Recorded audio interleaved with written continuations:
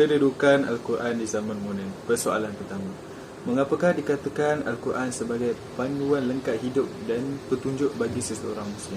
Jadi Allah Ta'ala berfirman dalam surah Al-Alaq ayat 3, Walladhi qaddara fahada, maksudnya, dan yang menentukan kadar masing-masing dan memberi petunjuk. Yang telah segalanya dan memberi petunjuk, maksudnya Allah lah yang merancang segalanya. Dialah segalanya.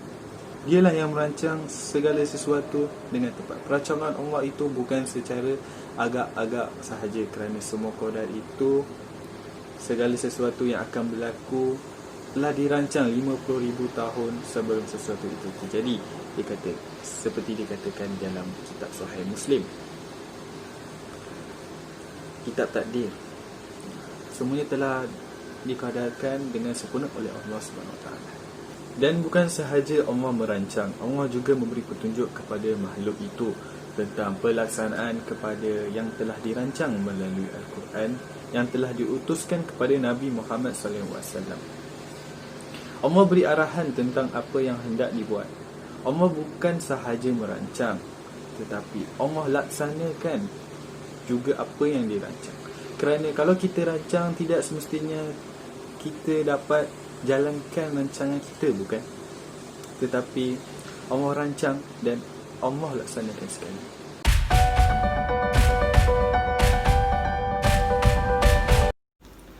Assalamualaikum warahmatullahi wabarakatuh. Persoalan yang kedua, adakah Al-Quran mempunyai kaitan dengan sunnah? Di dalam Al-Quran Allah bersabda, A'udzu billahi minasy syaithanir rajim. Ya ayyuhallazina amanu aminu billahi wa rasulihi wal كتاب الذي نزل على رسوله والكتاب الذي أنزل من قبل,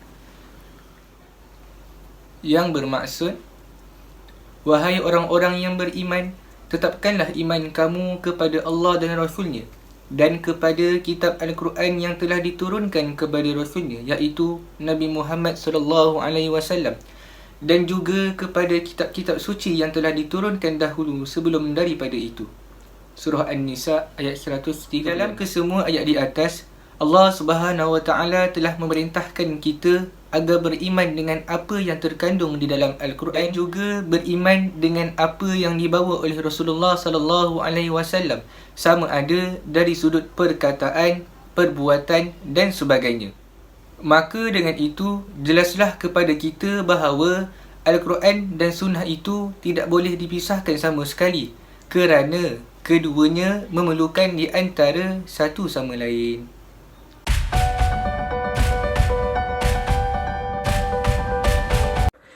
Pada era yang serba maju dan canggih ini, adakah perbuatan yang telah disyariatkan di dalam Al-Quran masih dijalankan seperti biasa? Persoalannya, apakah contoh aktiviti yang telah disyariatkan Allah Subhanahu Wa Taala kepada hamba-Nya dari dahulu sehingga kini kepada setiap seorang Muslim? Jawapannya, ya, masih ada contoh perbuatan yang dilakukan dari dahulu sehingga kini masih dilakukan, iaitu bayaran zakat fitrah, yang mana bayaran zakat fitrah ni wajib dilakukan setiap seorang Muslim kerana telah disyariatkan di dalam Islam. Dalilnya di dalam surah An-Nur ayat yang ke-56 yang berbunyi, A'udzu billahi minasy syaithanir rajim.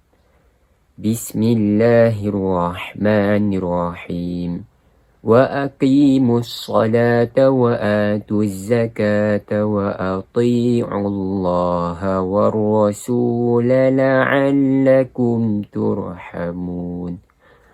Maksudnya, dan laksanakanlah salat dan tunaikanlah zakat dan taatlah kepada Rasul Muhammad agar kamu diberi rahmat.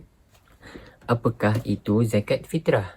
Zakat fitrah pada istilahnya ialah sedekah yang wajib dikeluarkan selepas berbuka untuk beraya dan selesainya Ramadan. Bilakah perintah menunaikan zakat fitrah?